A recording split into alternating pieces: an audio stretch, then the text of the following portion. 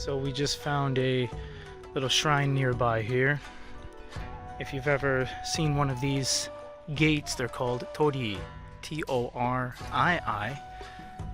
Usually you bow prior to going in, and it's usually pathed by two lions or structures of some sort. And if you're super into the shrine culture, I'm not, but I respect the process, you never walk in the middle, you walk off to the side, because a long time ago the kings and emperors and whatnot walked in the middle. So typically what you would do is go up to the shrine and make some sort of offering. However, I don't actually see a collection box of any kind here.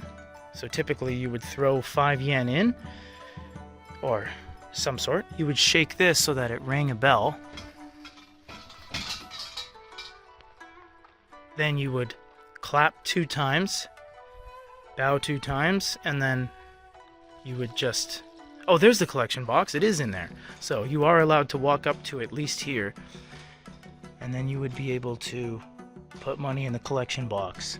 We're not allowed to go in here, but you'll see there's some ceremonial drums and whatnot, and that's usually for presentations and celebrations and stuff like that. They would unlock the gates during certain ceremonies and allow people in, but every day to the public you are allowed to go onto the grounds, just not the actual inside.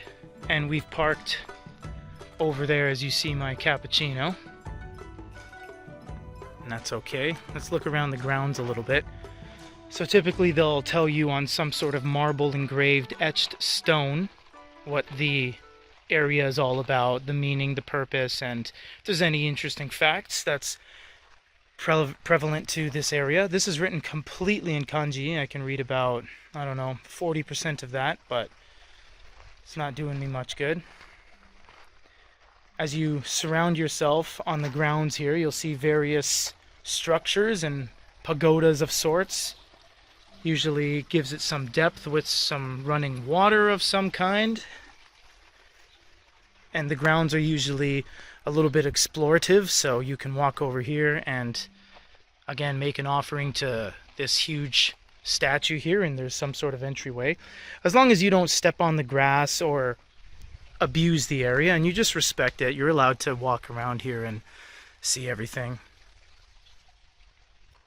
Don't walk off the beaten path. That's not what it's for. Anything that's bush related or vegetation, for example, don't climb on there. Don't climb the trees. Again, if you'd like, you can throw anything from... It doesn't have to be a 5 yen coin. It can be any coin you wish. And you can put them on there and make offerings, etc. This one's actually made out of metal for some reason. I'm not sure why. It's typically they don't have the metal structures because they're prone to rust. So this one's heavily rusted, whereas typically the wood ones last forever, hundreds of years in fact.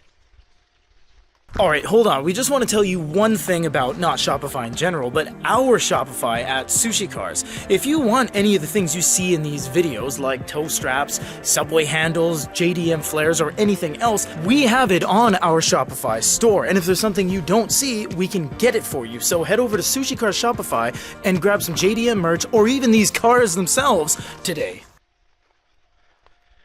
Now there will also be these type of structures at the back here, where you're not allowed in. So for example, again, this is going to be ceremonial based only. So we're not going to be able to go back there on this bridge and stuff. And this is where the path would end. Typically it's boarded off by some stones, meaning that you shouldn't go back there.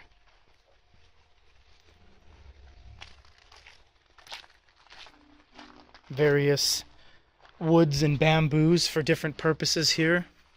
Sometimes you'll find loudspeakers around the shrines, just in case there's announcements. Doesn't seem to be any at this one. And to further cement the point, they say do not enter here.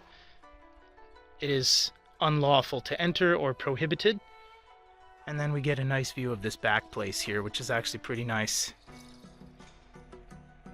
The reason I really like these shrines isn't for the spiritual reason. I actually quite like the architecture of it all. It's quite stunning, and the fact that a lot of these places are only accessible by car. So if you had a car, you can actually drive around these very narrow roads, and you can uncover and discover these type of shrines scattered about the country. And you don't have to have any beliefs to visit them. I don't have any religious beliefs whatsoever. I just think they're cool as hell, and they're one of those things that are not always near a train station, not always near a bus loop, and the only way to get to them is basically to drive.